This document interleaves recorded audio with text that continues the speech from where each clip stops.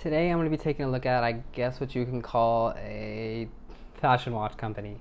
But I feel like they're a company that has both more design in their watches and more quality in their watches than we normally see with brands like Daniel Wellington or Movement or other brands like this. So I think they have a unique design, a very wearable design, and I'm excited to show you about it. Let's get into the review. This is the Bradley by Eone, and a little about the brand. I don't know exactly when it was founded, but from their website it says there was founded by an MIT grad who had a blind friend, and he thought it was the right pretty much of everyone to be able to tell the time. And the watches for blind people up to those point were either annoying, in a sense, voice activated type wearables, or it was delicate tactile pieces. So he set out to change that. And although this is designed for blind people, it works well as just a design in itself, and it looks good on any wrist, I would say. The fact that it's called the Eone Bradley, the Bradley is named after specifically Bradley Snyder, which was a former naval officer who was blinded when he was defusing bombs in Afghanistan. But he went on in both 2012 and 2016 to be a Paralympic Games medalist. So it's a person that they think described their watch well, and someone they'd probably be proud to have wearing their watch. So the starting price for this watch is around $260 for this specific configuration, especially on different kind of canvas straps, and they go up to about $350 depending on what strap, what bracelet you want, and what exact model you want. But they all work in the basic same way. So let's get some specifications out of the way first. So we have a pretty much spot on 40 millimeter diameter with a 53.5 millimeter lug to lug distance and a thickness of about 12 millimeters and a lug width of, if it catches, a lug width of 20. So overall, I think pretty nice dimensions. Especially the fact that you have articulating lugs. You could just imagine it fits such a wide range of wrists. So let's start off with the dial here, because I think that's one of the most important parts of this watch. As you can see, you have the raised numeral markers, so if you want to tell your time by touch, you definitely can. You just go around here, can very easily tactilely feel every hour marker. And you even have the differentiating triangle mark for the 12 o'clock. And in here we have the recessed minutes hand that is both magnetically attached to whatever time it actually is, and is recessed in this little channel here. And it's pretty snugly fit, so I don't think it really has that much possibility of falling out. And then on the side here, integrated into what would be the mid case of the watch, is the hour ball. So to tell the time on this, you see the hour marker is right now at the 4 o'clock, and the minutes marker is at the 30, so it is 4:30. There is no seconds hand on this watch, but even then we don't really even have minute markers, so it's just a rough approximation of time anyway. But telling time within 5-minute stretches is not that bad of a mode of knowing what time it is. As you can see, moving on to the case, we have this kind of all grayish, almost titanium type of look to it, even though it is all stainless steel. But this is specific to this type of model. We have a slightly lighter, what I would call, I guess, the outer track here, surrounded by these very, very dark blue markers that only come to life in certain lights. Most of the time they look black, but every once in a while you get a nice little blue pop through there. So it mostly looks like black, gray, and a silver. So it really does match a wide variety of straps. And 20 millimeter lugs do give you a lot of choices. Moving on to the case, if you did not see it too much before, you see we have this kind of top section and this bottom section, which is hollowed out in the middle to make room for that hour ball track. And on the case back, we have it Eone, the company name, the Bradley, which is just the model, and it's Swiss parts because we have a Swiss quartz movement in here that powers it all.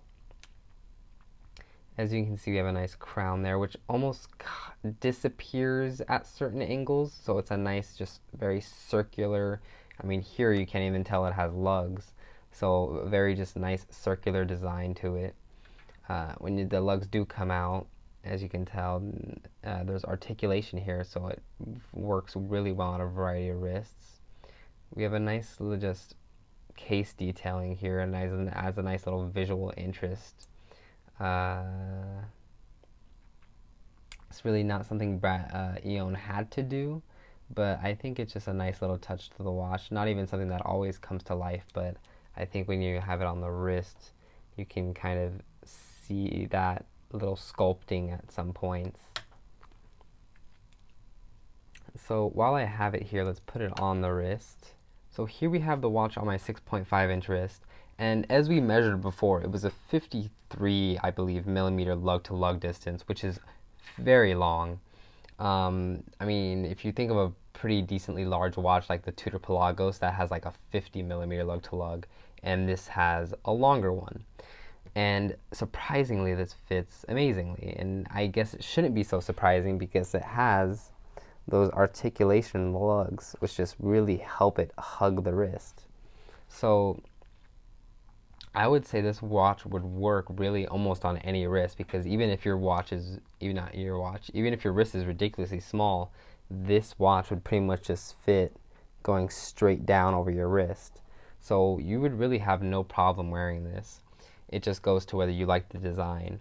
And speaking of the design, I feel like it just does not look bad on the wrist. It is a slightly large look, but I think the uniqueness of it and the way it just stands out kind of just speaks for itself. It's okay that it's larger. I think if they would have made this in maybe a 36 or 38 millimeter, that would have been cool, a little more understated.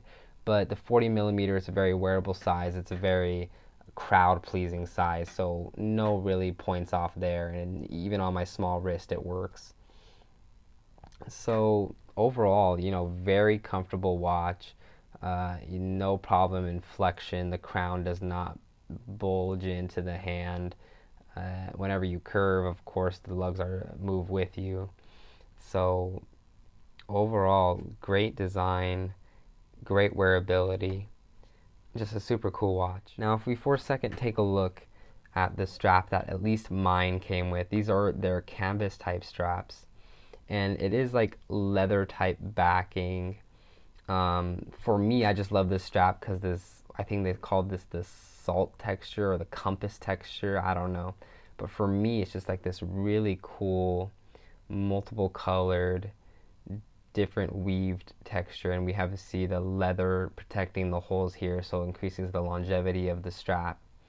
And we have a nice color matched to the watch buckle with the Eone name in there. And overall, I would say it's a very nice strap. It's not the highest of quality. I would say if you want to buy this strap maybe on its own, because they do sell these separately for, I believe, $25. You'd mainly be buying it for the cool texturing. And I wouldn't blame you. I love this strap just on looks alone, and it has lots and lots of holes here. So it fits a variety of wrist sizes. I have a 6.5 inch wrist and I'm about right here on the strap, but then again, these are very long lugs. So, take that as you will. But I do like this strap. So final thoughts on the watch. I think one of its main strengths is just the uniqueness of its design. This is one of the watches I probably get complimented on the most when I wear it, just because it's not something you see. It's not something people expect to see. It's not something people are used to seeing as a watch.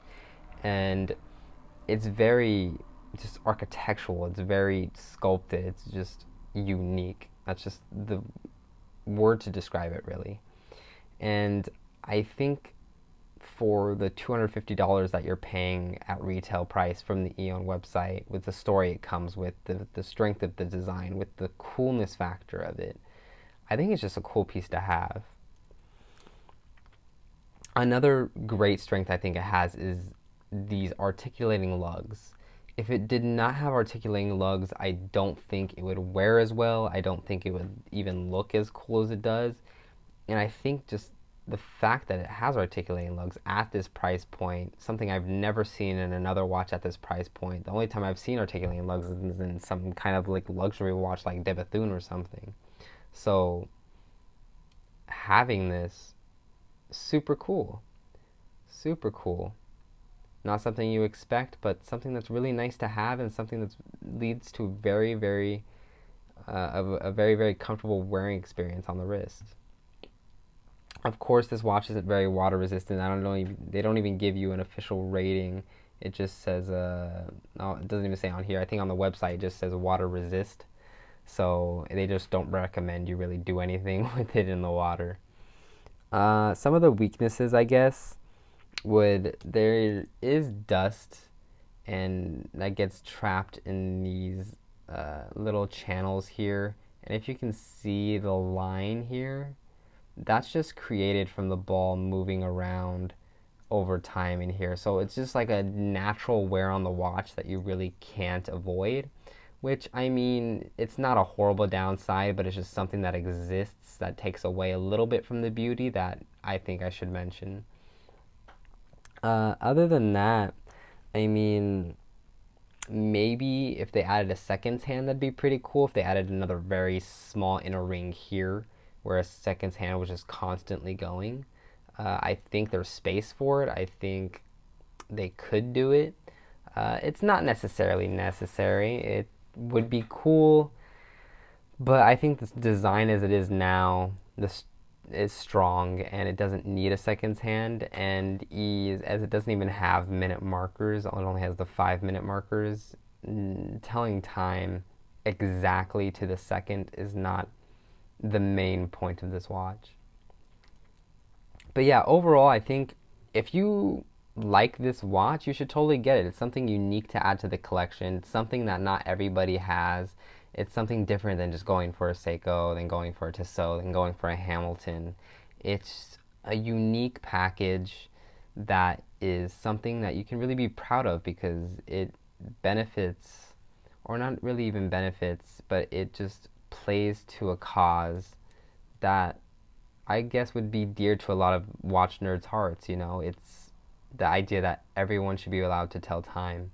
And as a nerd of watches, a nerd of loving time and telling time and observing it on my wrist, it's something you don't really think about for people who can't see, that can't observe these beautiful watches that we all drool over. But this is a watch that they can have, that they can be proud of, that they can enjoy. And there's no reason that you can't enjoy it either. Thanks for watching.